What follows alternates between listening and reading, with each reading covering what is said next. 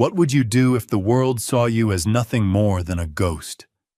A reminder of a story everyone wished to forget. What if your last $3 bought you the one thing that held the key to that story? A rusted iron tomb no one had managed to open in 40 years. For 19-year-old Lucy Mercer, this wasn't a question. It was the weight pressing down on her shoulders in the damp Astoria air.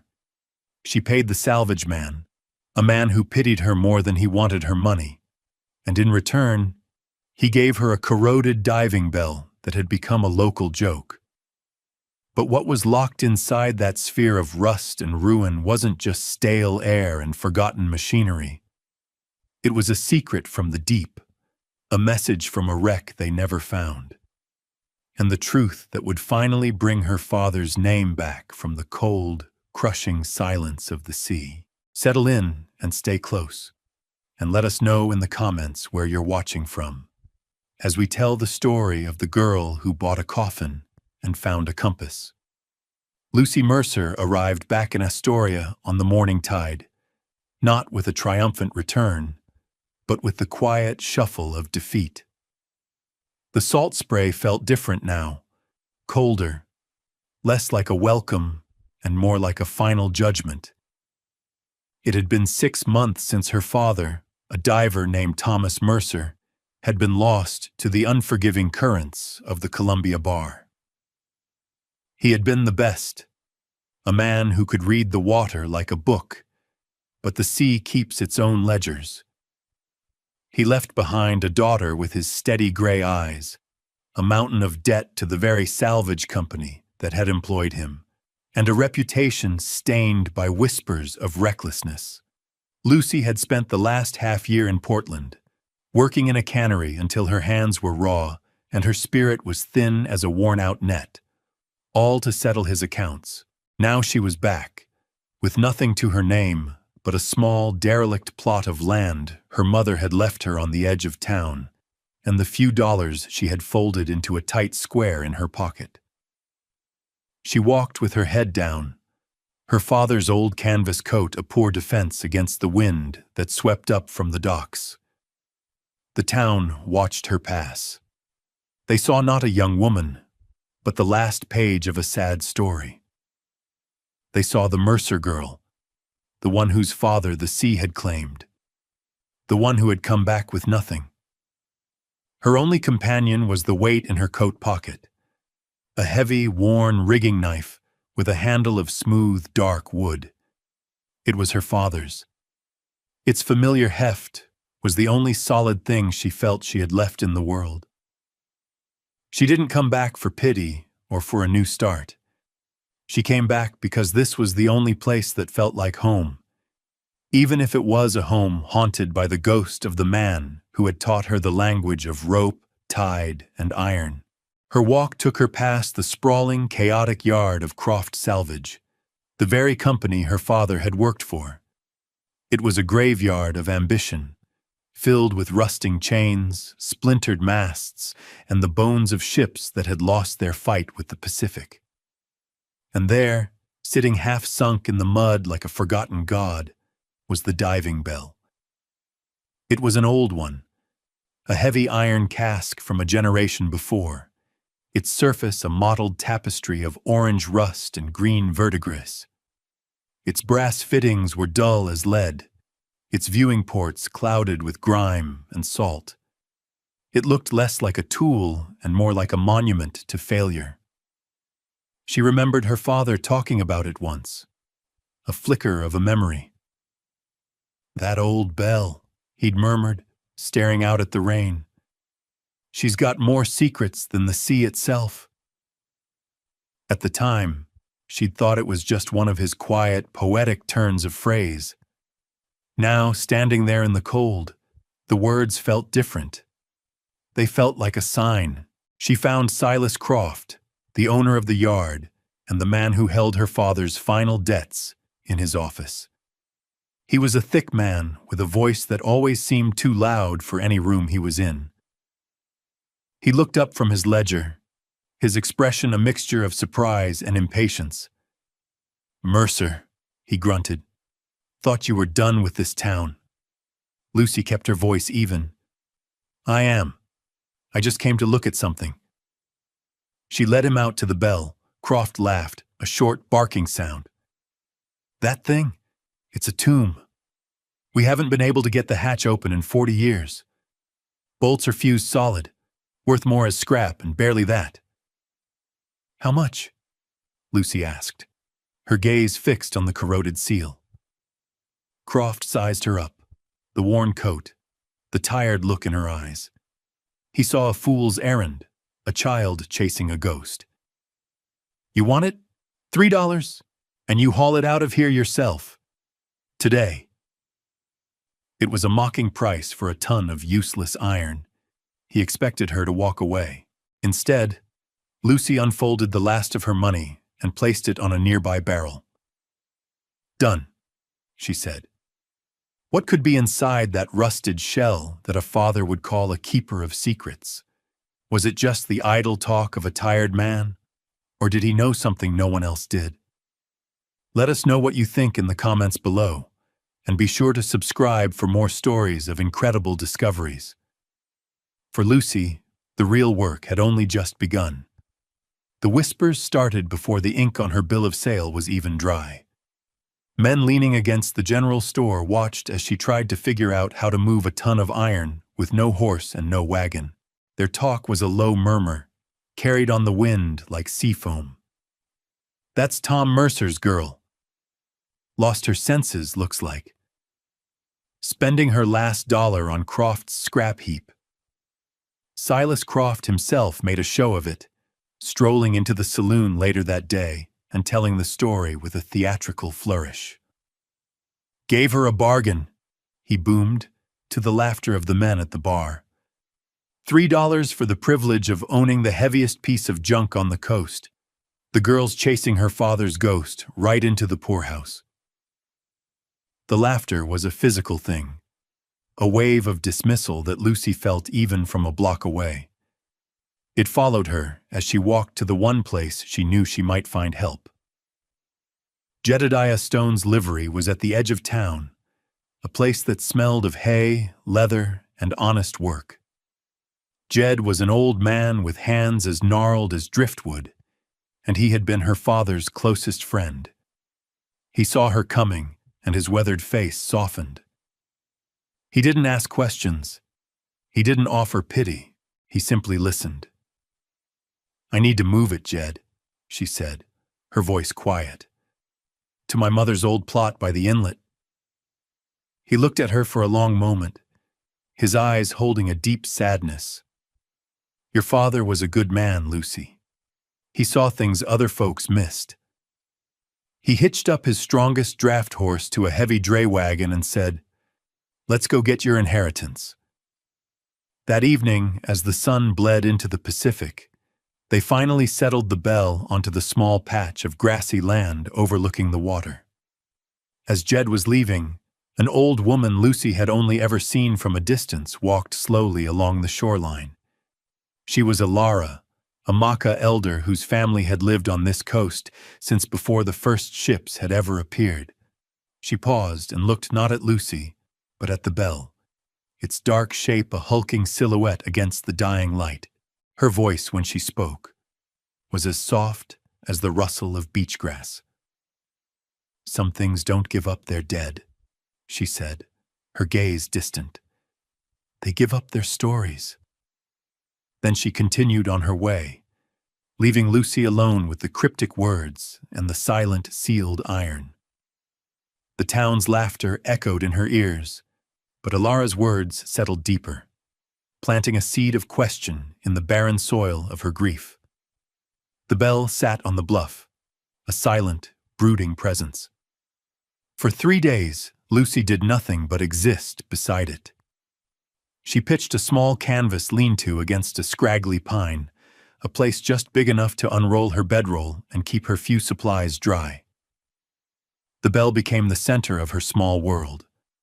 In the morning, it was shrouded in a thick coastal fog that made its iron skin weep with moisture. At midday, when the sun broke through, The rust seemed to glow with a fierce, angry heat. But it was the evenings she watched it most intently. As the sun set, the golden hour light would catch the verdigris, turning the patches of green corrosion into something almost beautiful, like jewels on a forgotten crown. The wind coming off the water made a low, mournful sound as it passed over the bell's curved surface, a constant, lonely hum. She ate her simple meals of hardtack and dried fish sitting on the ground, her back against its cold, solid wall. She ran her hands over the pitted surface, feeling the deep scars left by time and salt. It felt ancient, impenetrable. The disappointment was a real and heavy thing. Croft's words echoed in her mind. A tomb. Maybe he was right. Maybe she had spent her last dollars on a monument to her own foolish hope. She slept near it, the rhythmic crash of the waves on the shore below a constant lullaby. Her father's rigging knife lay beside her bedroll, its familiar shape a small comfort in the dark. She began to listen to the bell, not with her ears, but with a deeper sense of attention. She learned its silences. She felt the way the temperature of the iron changed with the passing of the day. She was not trying to conquer it. She was trying to understand it. On the third night, a storm rolled in, not a violent one, but a steady, soaking rain that turned the ground to mud. Lucy huddled in her lean-to, watching the rainwater trace paths down the bell's rusted face, like tears. She felt a profound loneliness, a sense that she and this discarded object were two of a kind, abandoned, weathered, and holding a secret no one cared enough to uncover. The world had written them both off. That night, she didn't dream of her father's smile or the warmth of his hand. She dreamed of the crushing dark of the deep ocean, of immense pressure, and of a silence that was waiting to be broken. The morning after the rain was clean and cold. The air smelled of wet earth and salt. Lucy was boiling a small tin of water for tea when she saw it. The sun was low, casting long shadows, and the light hit the bell at just the right angle. She had looked at the main hatch 100 times, a circle of thick iron held fast by a ring of heavy, corroded bolts. They were all identical in their decay, covered in the same thick crust of orange and brown rust. All except one. Near the bottom of the ring, one bolt head seemed different. The rust on it was lighter, more of a surface dusting than a deep-seated fusion. The hexagonal shape of the bolt head was still faintly visible beneath the corrosion, whereas the others had been rounded into shapeless knobs by the years. It was a tiny detail, something you would only notice if you had been staring at it for days, if you had committed every inch of its surface to memory. She put down her tin cup and walked over, her boots sinking slightly in the damp soil. She crouched down, her face close to the cold iron. She traced the edge of the bolt with her finger. It was subtle, but it was there, a difference, a disruption in the pattern of decay. The sight of it triggered a memory, sharp and clear as a shard of glass. She was a girl, maybe 10 years old, sitting on a dock while her father repaired a pump. He was holding 2 different screws in his palm. "See this, Lucy?" he had said, his voice patient. "This one's galvanized steel, this one's plain iron. You put them both in the salt, the iron will die 100 times faster. Every material tells you its own story, you just have to learn how to read it." He had been talking about screws, but the lesson settled deeper. Her eyes scanned the ring of bolts again. They were all the same size, the same design. But that one bolt had not been exposed to the salt and the air for as long as the others. Someone had replaced it. Or more likely, someone had removed the original bolt and then put this one back in its place, sometime much more recently than 40 years ago. She didn't reach for a wrench. She didn't try to force it. She just stood up, her mind racing. The town saw a sealed tomb. Silas Croft saw a useless lump of scrap, but her father had seen a keeper of secrets, and now, for the first time, Lucy saw a lock. The next day, she walked back into town. She avoided the main street, sticking to the alleys, feeling the weight of the town's judgment like a physical cloak. She didn't go to the general store for supplies. Instead, she went to Jed's livery. He was mending a harness, his hands moving with slow, practiced economy. "I need a few things, Jed," she said, laying a small, carefully drawn diagram on a barrelhead. It showed the bolt ring of the hatch. A heavy wrench, a long pry bar, and a good file, and oil, all the oil you can spare. Jed looked from the drawing to her face. He saw the new light in her eyes, the flicker of determination that had replaced the dull exhaustion. He didn't ask what it was for. He simply nodded, went into his workshop, and returned with the tools. They were old and heavy, seasoned with years of hard work. He also gave her a block and tackle. "Might need the leverage," he said gruffly. "Don't you go hurting yourself out there." She spent the next week in a slow, grueling battle with the bell. It was a test of patience more than strength. Each morning, she would apply a thick layer of oil to the bolts, letting it seep into the corroded threads. Then, she would take the file and begin the painstaking work of scraping away the rust, layer by layer, until she could get a purchase with the wrench. The sound was a rhythmic, grating scrape that echoed in the quiet air. Her hands, already calloused from the cannery, became raw and blistered. The work was slow, punishing. Days passed. The town forgot about her. She became a fixture on the bluff, a small, stubborn figure hunched over the iron sphere. Her silent companion was the long pry bar, which lay on the grass beside her, a promise of the force she would eventually bring to bear. As she worked, chipping away at the crust of time, other small details emerged. Underneath the rust, near the viewport, she found a set of 3 small, deliberate punch marks, arranged in a triangle. It wasn't damage. It was a marker. A symbol her father used to sign his work, a private signature he put on his best repairs.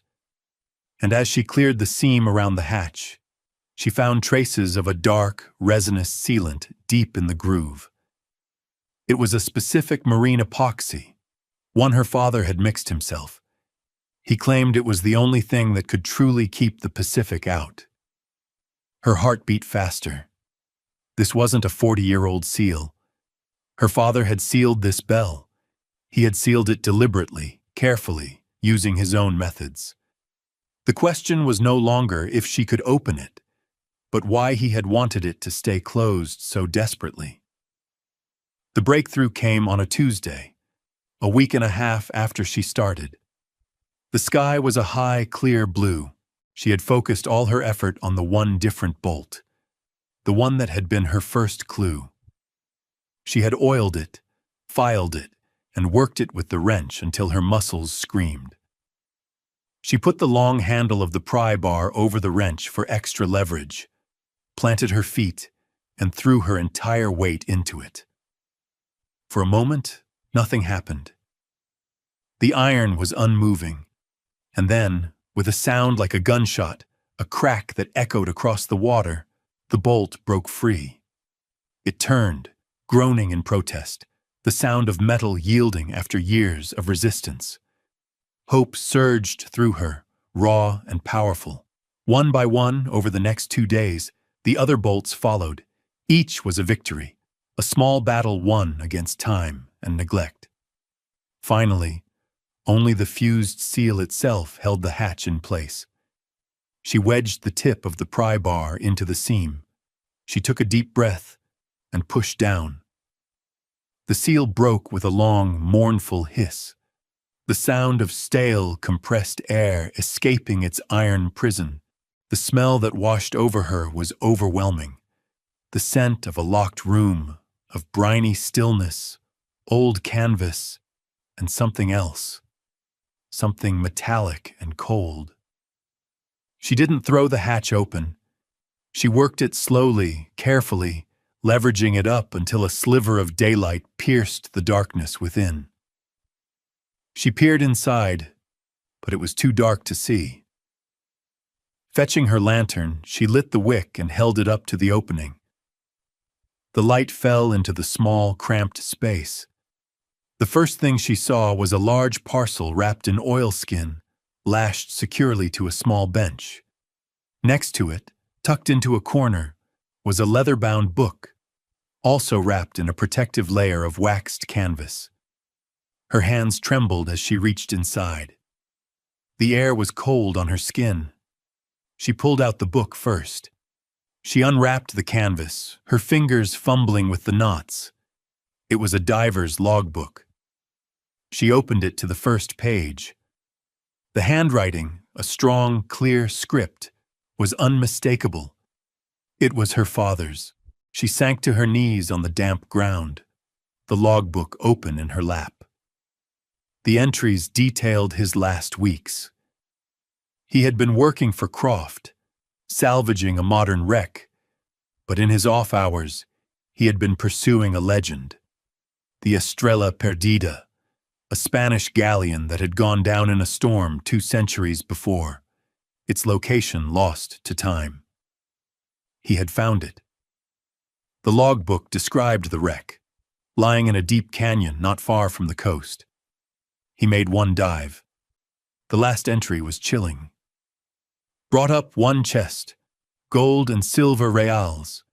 Croft is watching me. He suspects. He's a thief. Cannot bring it up through him. The bell is the only safe place. Will come back for it when I am clear of him. This is for Lucy. The date was the day before his final, fatal dive. With shaking hands, she reached back into the bell and pulled out the heavy, oilskin-wrapped parcel. She tore it open. Inside was a small, sea-stained wooden chest, bound with iron straps. The lock was long gone, rusted away. She lifted the lid. It was full to the brim with coins. They were dark with age and the sea, but the glint of gold and silver was undeniable. This wasn't a tomb. It was a time capsule. It was a treasure chest. It was her father's last letter, written in courage and sealed in iron. That night, a storm of legendary fury boiled up from the south. The sky turned a bruised purple, and the wind screamed like a banshee, tearing at Lucy's small lean-to. The waves crashing against the bluff below were like cannon fire. She had moved the chest and the logbook into her shelter, guarding them with a fierce, protective instinct. The rain came down in solid sheets, turning her small plot of land into a sea of mud. She huddled inside, the lantern casting a warm, flickering glow on the coins, listening to the tempest rage outside. This was her crisis, the world trying to claw back what she had reclaimed from the deep. Sometime after midnight, through the howl of the wind, she heard another sound, a desperate shout. She grabbed her lantern and peered out into the maelstrom. A small wagon, its canvas cover shredded by the wind, was hopelessly mired in the mud near the path that led past her property. A creek she hadn't even known was there had overflowed its banks, and a torrent of brown water was rising fast, threatening to sweep the wagon away. A woman was struggling with the wheels, her 2 small children crying in the back. They were strangers, likely new settlers trying to get to town. Without a second thought, Lucy ran out into the storm. The wind nearly tore the lantern from her hand. "Here!" she yelled. "Over here!" The woman, whose name was Sarah, looked at her with wild, terrified eyes. We're stuck! The axle is broken! The water was already swirling around their feet. Lucy's mind raced. The wagon was too heavy to push. They needed an anchor. Her eyes fell on the diving bell. It was a ton of solid, immovable iron. She grabbed the heavy chains and the block and tackle she had gotten from Jed. Fighting the wind and the lashing rain, she managed to secure one end of a chain to the wagon's frame and the other around the solid base of the bell. It was brutal, exhausting work. The iron was slick with rain, the mud sucking at her boots. But the bell held. It became a steadfast anchor in the chaos, a bulwark against the storm's fury. She helped Sarah get her children, a boy and a girl, out of the wagon and led them to her lean-to. It was a cramped, humble shelter, but it was dry and out of the wind. She gave them her only blanket and shared the small portion of bread she had left. They huddled together, 4 strangers bound by a storm, the lantern light illuminating the open chest of Spanish gold that sat incongruously in the corner. Sarah stared at it, her eyes wide, but she asked no questions. She just held her children close, her gratitude a palpable presence in the tiny space. Lucy had made her choice. Her father's legacy wasn't just the treasure. It was the strength and integrity he had passed down. And that night, she used it not to enrich herself, but to save a family from the storm. When dawn broke, the world was washed clean. The storm had passed, leaving behind a sky of pale, fragile blue and a landscape rearranged by its fury. The creek had receded, leaving the family's wagon tilted at a drunken angle, but safe, held fast by the chain connected to the diving bell. The woman, Sarah, looked at Lucy with eyes full of a gratitude so profound it needed no words. Her husband, a farmer named Daniel, arrived an hour later, having ridden ahead to town the day before. When he saw his family safe and heard the story of their rescue, he gripped Lucy's hand, his own voice thick with emotion. "We owe you everything," he said. "Anything you ever need, you have only to ask." He was a man of his word, and a man who could not keep a story of such courage and kindness to himself. By noon, the tale of the Mercer girl saving the new family with her father's old diving bell was all over town. It was a different kind of story than the one they had been telling about her. Later that day, Lucy wrapped a few of the coins in a piece of cloth, placed them in her pocket, and walked into Astoria. This time she walked down the center of the main street. The whispers that followed her were different now. No longer mockery, but curiosity and a new, grudging respect. She didn't go to the bank. Instead, she went to the small, quiet office of Mr. Abernathy, a retired historian and assayer known for his honesty. He was a kind, elderly man with spectacles perched on his nose. He listened to her story patiently, then examined the coins she placed on his desk. He held one up to the light, turning it over and over. "Incredible," he murmured, his voice hushed with awe.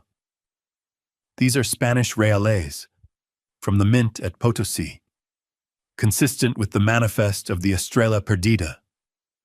He looked at her over his spectacles. The wreck was never officially found. Any salvage would be unrecorded. Legally, Miss Mercer, according to maritime law, this is a private find. It belongs to you. As she was leaving his office, she saw Silas Croft coming down the street. He had clearly heard the rumors. His face was a thundercloud. He marched up to her, his voice a low growl. "That bell was my property. Anything inside it is mine." But before Lucy could even respond, Daniel, the farmer she had rescued, stepped up beside her. Then Jed appeared from his livery. A few other townsfolk, drawn by the confrontation, stopped and watched, their expressions no longer laughing, but steady and watchful. "She has a bill of sale, Silas," Jed said, his voice calm and firm. "Signed by you. $3 for the bell and all its contents?" Croft looked from face to face, seeing no support, no one to back his bluster. He saw the shift in the tide of public opinion. He was alone, defeated not by law, but by a community that had finally chosen its side. He gave a wordless snort of disgust, turned, and walked away. A man humbled by the quiet integrity of a girl he had dismissed as a fool. A month later, the late afternoon sun cast a long golden light across the water. The air was warm, smelling of pine and salt, and the promise of a gentle evening. Lucy stood on the bluff, looking out at the sea. The diving bell was still there, no longer a tomb or a mystery, but a landmark, a part of her history. She had cleaned it, scraped away the worst of the rust, and oiled the iron to protect it from the air. The open hatch was like a watchful eye, gazing out at the horizon. She hadn't sold all the coins. She had sold just enough to buy a small, sturdy salvage boat, the Estrella, and to hire a small crew. She had paid off the last of her father's phantom debts to Croft, not because she had to, but because she wanted the Mercer name to be clean. The rest of the treasure was secure, a foundation for a future built on her own terms. The rescued family had become her first friends in this new life, bringing her fresh bread and milk from their new farmstead. The town treated her with a quiet reverence. She was no longer just Tom Mercer's girl. She was Lucy Mercer, a woman who had pulled a story of courage and treasure from the past and used it to build a future. Jed walked up the path and stood beside her, following her gaze out to the water. The gulls cried overhead, their calls weaving into the gentle rhythm of the waves. He nodded toward the small boat bobbing at its new mooring in the inlet below. "Got a name for your new company yet?" he asked, his voice soft. Lucy didn't look at him. She kept her eyes on the endless line where the water met the sky, the same view her father must have watched 1,000 times. A small, peaceful smile touched her lips. "He didn't leave me a wreck," she said, her voice clear and steady in the evening air. "He left me a compass." She had found her direction. It wasn't in the gold or the silver, but in the story of integrity, patience, and a father's enduring love. A story that had been waiting for her all along, locked away in a rusted heart of iron. Thank you for staying with us for this incredible story of loss and discovery. It's a powerful reminder that the most valuable things we inherit are not always made of gold, but of guidance. If you were moved by Lucy's journey, please give this video a like and let us know your favorite part in the comments below. Be sure to subscribe and turn on notifications so you don't miss our next story. We have another one coming soon about a man who finds a hidden message in the one book no one in his town was ever allowed to read. You won't want to miss it. Until next time, take care. She was 19 years old, and, in the quiet, administrative way these things often happen, she was homeless. She had no family left to claim, no money to speak of, and no plan beyond the next sunrise. All she carried was a small, brass-cased compass her father had made, and the $87 her uncle had pressed into her hand as a final severance. And with that $87, she walked into the Territorial Land Office and bought a worthless patch of sun-scorched earth in the Sonora Flats, a place attached to a rusted rail line everyone said led nowhere. But what nobody knew, what the smirking clerk and her own dismissive family could never have guessed, was that hidden within the ruin on that land was a secret that would not just change her life, but build her a new one from the ground up. Settle in for this one, and let us know in the comments where you're watching from tonight. Meg Dalloway was born to the scent of ink and paper, the daughter of Elias Dalloway, a cartographer for the Territorial Survey. Her earliest memories were not of a sprawling ranch, but of the precise and patient world of her father's workshop, a small, light-filled room where the world was rendered in fine black lines on clean sheets of vellum. Elias was a man of quiet details. He taught her how to read the contour of a hill from the spacing of lines on a map, how to find true north by the stars, and how to trust the patient, steady needle of a compass.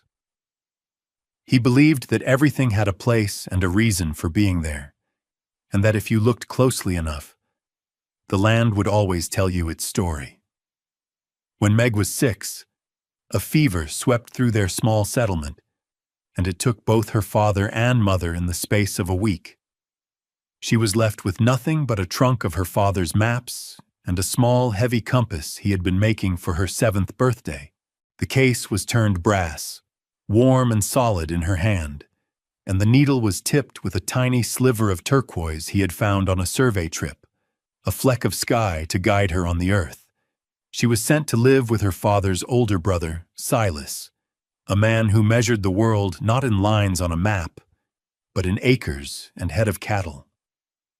Silas Dalloway was a hard, pragmatic rancher, and he saw his orphaned niece as another mouth to feed, another pair of hands for the endless work.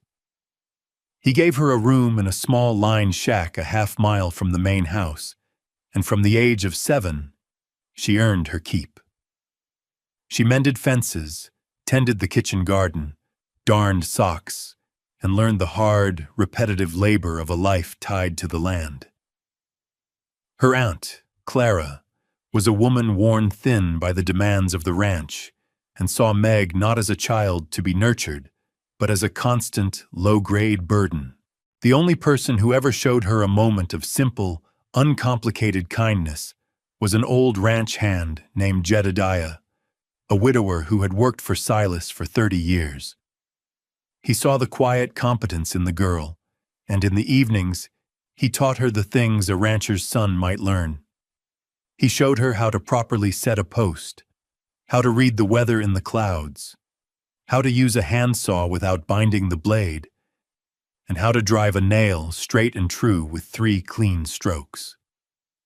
He never said much, but his patient instruction was a form of care, a recognition of her worth beyond the chores she was assigned. For 13 years, Meg lived in this state of quiet servitude, a ghost in her own family. Her only real connection to her past held in the weight of the brass compass in her pocket. The end of her life at the Dalloway Ranch came not with a storm of anger, but with the dry rustle of paper.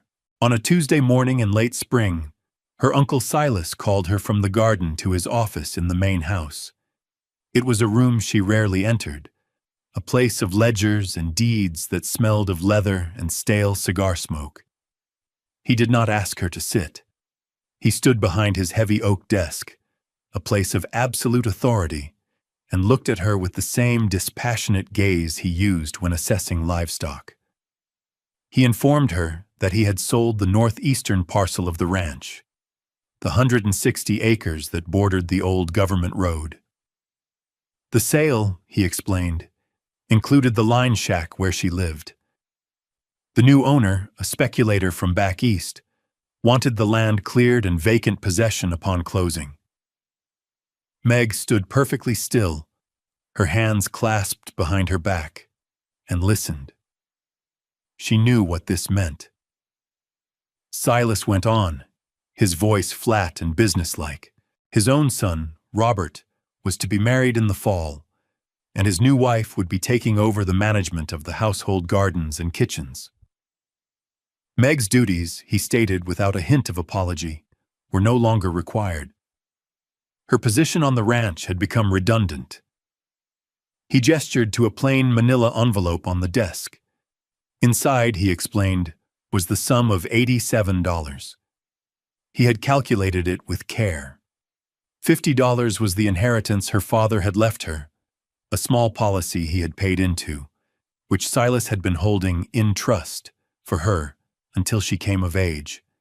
The remaining 37 was what he considered a fair final wage for her years of labor, calculated at a rate that was frankly insulting, but which she had no power to contest. It was a transaction, pure and simple, the final closing of an account. He was not casting out a niece. He was terminating an arrangement that had ceased to be profitable. Meg felt a cold stillness settle over her, a strange and quiet clarity. There would be no begging, no tears. She had watched her uncle for 13 years and understood the futility of appealing to a heart that operated like a ledger. To argue would be to show a weakness he would neither respect nor accommodate. So she simply gave a single sharp nod. She walked forward, took the envelope from the desk, and turned without a word. Her footsteps were silent on the polished floorboards as she left the office, the house, and the life she had always known. She went back to the shack, the place that had been her only home, and began to pack the few things that were truly hers. The dismissal was complete, as quiet and final as the closing of a heavy door. She owned very little. A spare calico dress, a wool blanket Jedediah had given her one winter, a small whetstone, a sturdy knife, and the clothes she was wearing. She packed these into a canvas sack, along with a small portion of dried jerky and a full water skin from the well. The last thing she packed was the compass, its brass case cool and solid against her palm. She did not look back at the main house as she walked away from the ranch at first light the next morning. There was nothing there for her to see. She had no horse, so she traveled on foot, her boots kicking up small puffs of dust from the dry road. She headed east, toward Purgatory Springs, the only town of any size within a 3-day walk. It was a place of false-fronted buildings and thirsty horses, a hub for the ranchers and miners who scratched a living from the unforgiving land. Her only plan was to find the territorial land office and see what sort of existence $87 could purchase. She chose not to follow the main road, instead turning south to walk alongside the abandoned tracks of the old Calico Spur railway line. It was a line that hadn't seen a train in 20 years, its iron rails rusting to the color of the surrounding earth. Jedediah had called it a folly, a line built on a speculator's dream of a silver strike that never materialized. It ran deep into the Sonora Flats, and according to local wisdom, terminated at a collapsed mine shaft and a pile of sun-bleached lumber. But her father had once told her that every line on a map, every road, every track, was a story of intention. "No one lays a rail to nowhere, Meg," he had said, tracing a route with his finger. They were always going somewhere. And so she followed it, the 2 parallel lines of rust stretching into the shimmering heat haze, a promise of direction in a world that had offered her none. The sun was relentless, the landscape a vast empty canvas of creosote bush and pale, dry earth. The silence was broken only by the crunch of her own footsteps and the distant cry of a hawk circling in the immense blue sky. It was a journey into emptiness, a stripping away of everything she had been, leaving only the steady, determined rhythm of walking. The land office in Purgatory Springs was a cramped, dusty room that smelled of aging paper and indifference. The clerk behind the counter, a man with a stained vest and a perpetually bored expression, barely looked up when she entered. When Meg explained her purpose and laid her $87 on the worn wooden counter, a small, sad pile of bills and coin, the man gave a short, humorless laugh.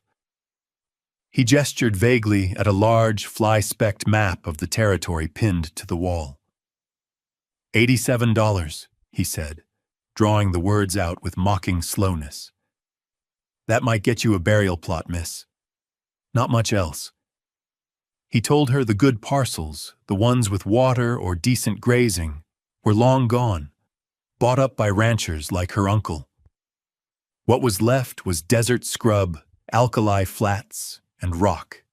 He seemed to enjoy her predicament, the small power he held over her meager hopes. Then, a cruel glint appeared in his eye. He tapped a finger on a remote section of the map, far out in the eastern flats. "There is one thing," he said, a smirk playing on his lips. "A 5-acre claim out along the old Calico Spur. Got a derelict line shack on it, according to the survey. Been on the books for 10 years. No one's ever wanted it." He named the price for the deed and the filing fees. It came to $86.50.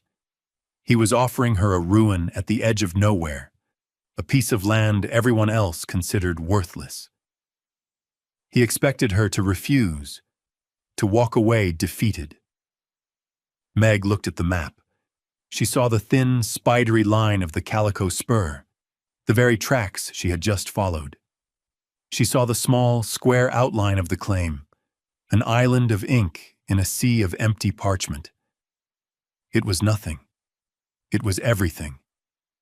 It was a place to stand that belonged only to her, a place from which she could not be ejected.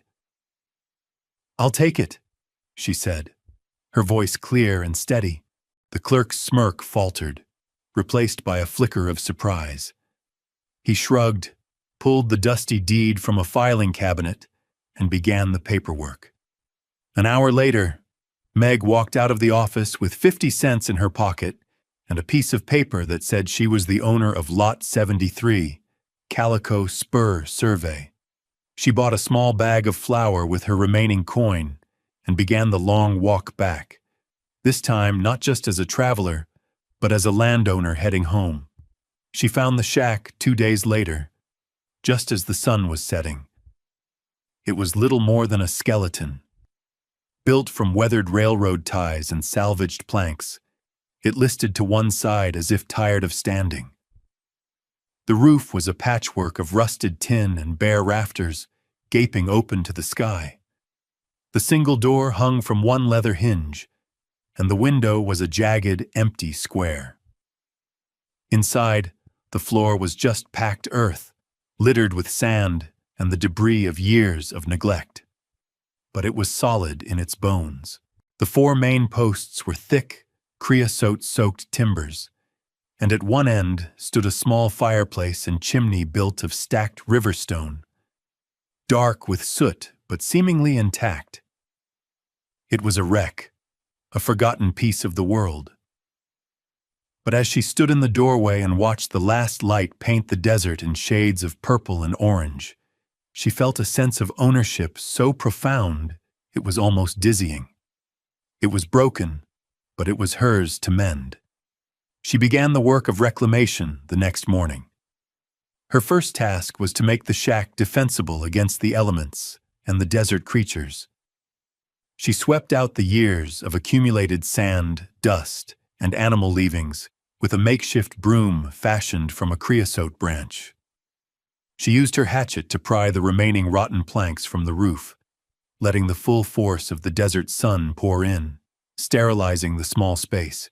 The structure was small, no more than 12 feet by 10, but the stone hearth at the eastern end gave it a sense of permanence, an anchor against the vast emptiness outside.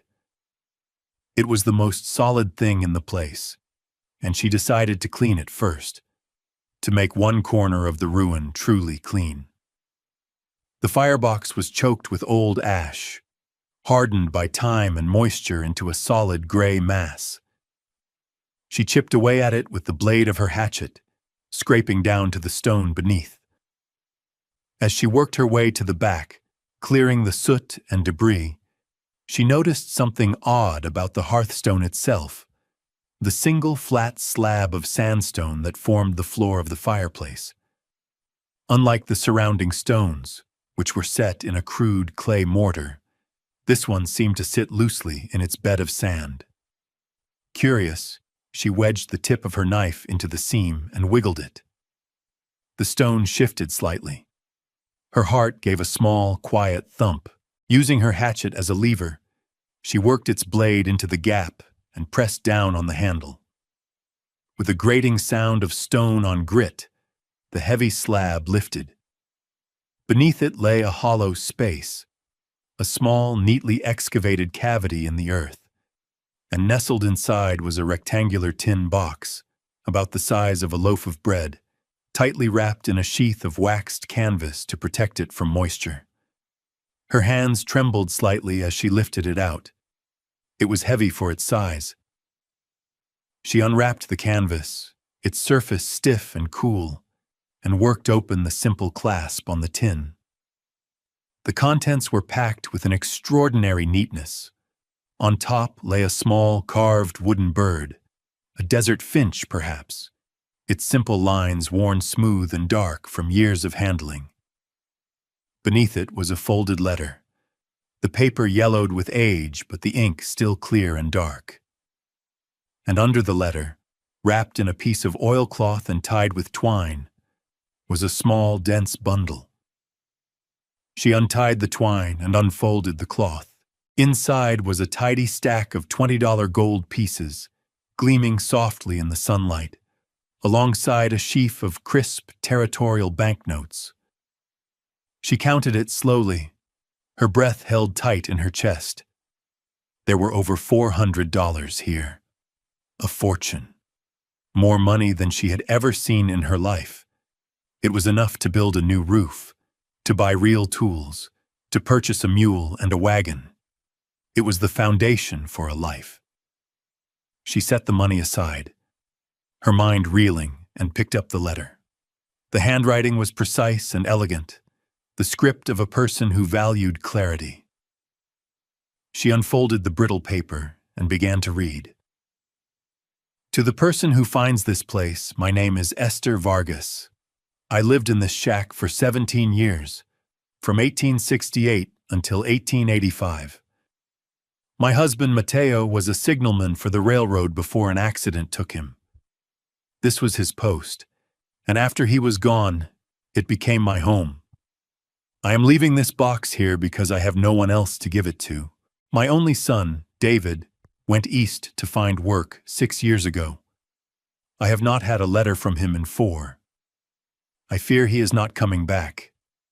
This money is what I saved over the years, from selling eggs and mended clothes to the folks who live further down this line. It was meant for him, to help him build a life. Now I leave it for you. I do not know who you are, or what circumstances brought you to this forgotten place, but I pray this money serves as a foundation. Use it to build something that will last, something that the wind cannot blow away. There is good stone in the creek bed a mile south, and the clay by the wash makes a fine mortar. Be careful of the summer storms. They come up fast from the south. If you need help or supplies you cannot buy in town, follow these tracks east for another 5 miles. They will lead you into a narrow canyon. There you will find a settlement called Calico Wash. It is not on any map. The people there are good people. They chose to be forgotten by the outside world. Tell them Esther sent you. They will understand. I am an old woman now, and I am going to live with my sister in Tucson. I do not think I will see this desert again. I hope you find your way. I hope you find a home. Esther Vargas. Meg read the letter 3 times, the simple, powerful words sinking into her soul. A stranger, a woman she would never meet, had reached across the years and given her not just money, but a map and a blessing. She held the small wooden finch in her palm, its surface a testament to another person's patience and hope, and felt a profound connection to this woman who had also known loss and loneliness. With Esther's words echoing in her mind, Meg felt a new resolve harden within her. She was no longer just surviving. She was building. The next day, she walked the long miles back to Purgatory Springs, But this time she walked with purpose. She bypassed the land office and the clerk who had mocked her. Instead, she went to the mercantile, her list, composed in her head during the long walk, ready. She bought a good cross-cut saw, a heavy claw hammer, a brace and bit, and boxes of nails in 3 sizes. She bought milled pine boards for a proper floor and new roof decking, and rolls of tar paper for waterproofing.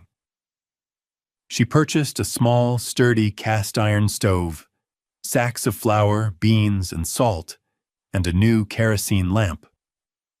Her purchases were methodical, practical, and she paid for them in cash, the gold coins from Esther's box making a solid, satisfying clink on the counter. The store owner, who had previously ignored her, was now all deference and respect. The final problem was transport. Her supplies formed a small mountain on the mercantile's loading dock. She needed a wagon and a team. The store owner recommended a man named Abel Thornton, an old freighter who made a living hauling goods to the outlying ranches and mining camps. She found him mending a harness in the town's livery stable. He was a man in his 60s, with a face as weathered as old leather and hands that were thick and calloused from a lifetime of handling reins and rope. He listened to her request without expression, his gaze sharp and assessing. He looked at her slight frame, her worn dress, and the pile of supplies, and a skeptical frown creased his forehead. "That's a lot of lumber for a girl on her own," he said, his voice a low rumble. "And the Calico Spur is a rough track." Meg met his gaze directly. "I'm a hard worker, Mr. Thornton," she said simply. "And the shack is mine. I intend to fix it."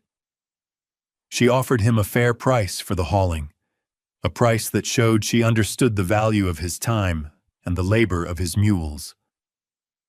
Something in her quiet determination seemed to win him over. He spat a stream of tobacco juice into the dust and nodded slowly. "Be ready at sunup," he said. The next morning, as the sky turned from gray to pale rose, Abel Thornton's wagon, loaded with her future, rumbled out of Purgatory Springs, heading east along the forgotten tracks. The journey with Abel was slow and quiet. He was not a man for idle chatter, but as they traveled, he watched her. He saw how she studied the land, how she anticipated the rough patches in the trail, and how she handled herself with a competence that belied her age. When they arrived at the derelict shack, he helped her unload the heavy timbers and the cast-iron stove, his movements economical and strong. Before he left, he stood for a moment, looking at the roof and then at her. "You'll want to set your main roof beam first," he advised, pointing with his chin. "Use the chimney stack as your anchor point. It's the solidest thing you've got." It was a small piece of advice, a gift of his experience, and for Meg, it felt like a vote of confidence. She thanked him, and he simply touched the brim of his hat and turned his team back toward town. Alone again, surrounded by the raw materials of a new life, Meg began the real work. She laid the floorboards first, creating a clean, level surface to work from. She learned the heft of the saw, the rhythm of the hammer, the satisfying bite of a sharp drill bit into seasoned pine. She followed Abel's advice, securing the main roof beam to the stone chimney, and from there, she built the rafters, one by one. Her days fell into a simple, powerful pattern. Work from sunup to sundown, eat a simple meal of beans and bread, and fall into an exhausted, dreamless sleep on her blanket under the stars. The shack slowly transformed under her hands, its skeleton being fleshed out with new wood and purpose. A week into her work, with the roof framed but not yet covered, she decided to follow the second part of Esther's instructions. Leaving her camp secure, she packed a skin of water and some jerky and started walking east along the tracks, deeper into the desert. The landscape grew wilder, the rails more and more obscured by scrub and sand. After walking for what she estimated was 5 miles, just as the letter had said, the flat terrain gave way to a series of low, rocky mesas. The railway line curved sharply and disappeared into a narrow cut between 2 towering walls of red rock. It felt like a hidden doorway into the earth. She followed the tracks into the canyon, the air growing cooler in the shade of the rock walls. After another quarter-mile, the canyon opened into a small, circular valley, a hidden oasis of impossible green in the middle of the desert. A small, clear creek ran through it, lined with cottonwood trees. And nestled along the creek was a settlement. It was not a town of false fronts and dusty streets, but a cluster of a dozen small, sturdy homes built of adobe and riverstone, each with a flourishing garden. Smoke curled from several chimneys, and she could hear the distant sound of a blacksmith's hammer and the bleating of goats. This was Calico Wash. Her arrival did not go unnoticed. A man working in a nearby garden straightened up and watched her approach, his expression wary. Soon, others emerged from their homes, their faces showing not welcome, but a deep, ingrained suspicion of outsiders. They were a people who had chosen to be invisible, and she was an intruder. An older woman with long gray braids and a face mapped with wrinkles stepped forward. She seemed to be a figure of authority. "What is your business here?" she asked, her voice firm but not unkind. Meg stood her ground, her canvas sack held loosely in one hand. She did not try to explain everything at once. She simply said, "My name is Meg Dalloway. I've taken ownership of the old signalman's shack down the line. I was cleaning the hearth and found a letter from a woman named Esther Vargas. She told me I might find this place." At the mention of Esther's name, a ripple of murmuring went through the small crowd. The old woman's stern expression softened into something more complex, recognition and a hint of sadness. "I am Maria," she said. "I remember Esther. She was a good woman, quiet. She traded with us for many years after her husband died." Maria's acceptance was a key turning a lock. The tension in the air eased.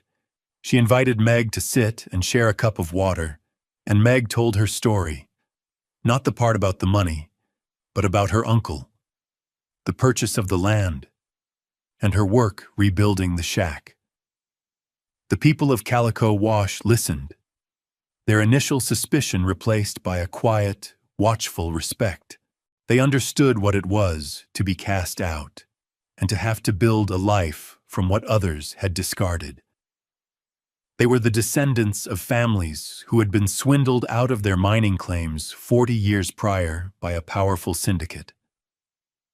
Rather than scatter, they had retreated to this hidden valley, a place their grandfathers had known of, and had built a new, self-sufficient world for themselves, erasing their own map from the territory.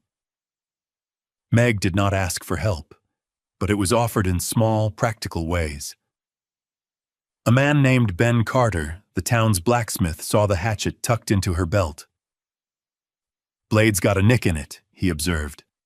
He took it to his forge and returned it an hour later with a perfectly honed, razor-sharp edge. Maria gave her a basket of fresh vegetables and a half-dozen eggs. "A body can't live on flour and beans alone," she said. Over the next few months, Meg became a bridge between Calico Wash and the outside world. With Esther's money, she could buy things in Purgatory Springs that the settlement needed: sacks of salt, sugar, bolts of cloth, and steel for Ben's forge. She would have Abel Thornton haul the goods to her shack, and from there, she or one of the men from the wash would transport them the rest of the way. In return, they shared their own resources with her. They taught her which desert plants were edible, how to track the seasonal flow of the creek, and how to mix the local clay into a durable adobe plaster. She finished her shack, plastering the inside walls until they were smooth and pale, and building a proper door that shut tight against the wind. Her home was no longer a ruin. It was a small, warm, functional space, filled with the smell of curing wood and the faint scent of the iron stove. The people of Calico Wash knew her name. They waved when she approached. She was no longer an outsider. She was the girl from Esther's shack, a quiet, respected part of their hidden world. Dusk settled over the desert, turning the vast sky into a canvas of deep violet and soft, lingering gold. Inside the small cabin, a warm light flickered from the kerosene lamp on the table, pushing back the shadows. The cast-iron stove radiated a gentle, steady heat, a welcome comfort against the cooling night air. Meg sat at the small, sturdy table she had built herself from the leftover pine boards, her hands wrapped around a warm tin cup of herbal tea. The space was hers, every nail and every plank a testament to her own labor. The floor was swept clean, the wool blanket was folded neatly on her cot, and through the small, square window, she could see the first stars beginning to appear. On the table in front of her, two small objects sat side by side in the lamplight. One was her father's compass, its brass case gleaming, the turquoise-tipped needle quivering ever so slightly, faithfully pointing north. The other was the small wooden finch, left by Esther Vargas, its dark wood worn to a soft, smooth patina. She looked at them, these two small legacies from two people who had cared for a future they would never see. Her father had given her the tools to navigate the world, the ability to read the land, to trust her own direction, to understand that every line led somewhere. He had given her a way of seeing. Esther, a complete stranger bound to her only by the shared ownership of a forgotten piece of land, had given her the means to build a world. She had left a foundation of both capital and community, a map to a hidden harbor, and the resources to drop anchor there. Meg thought of her Uncle Silas, who had seen her only as a line item in a ledger, a cost to be managed and eventually eliminated. He had cast her out with what he considered a paltry, final payment, never imagining that she could build a life from it. He saw only worthless land and a redundant girl. He had never learned his brother's lesson. To look closer, to see the story the land was telling. The rusted tracks of the Calico Spur had not led to nowhere. They had led here, to this solid little house, to the warmth of this stove, to the quiet friendship of the people in the hidden wash. They had led her home. Meg Dalloway was 19 when she was dismissed with $87 to her name. She spent nearly all of it on a derelict shack on a railway line to nowhere. It was the best money she ever spent. We hope this story found you well tonight. If it moved you, consider sharing it with someone who might appreciate a story of quiet resilience. And for a moment of reflection, we leave you with this question. What forgotten places have you known in your own life? And what hidden value did they hold, just waiting for someone to look a little closer? Thank you for being here with us.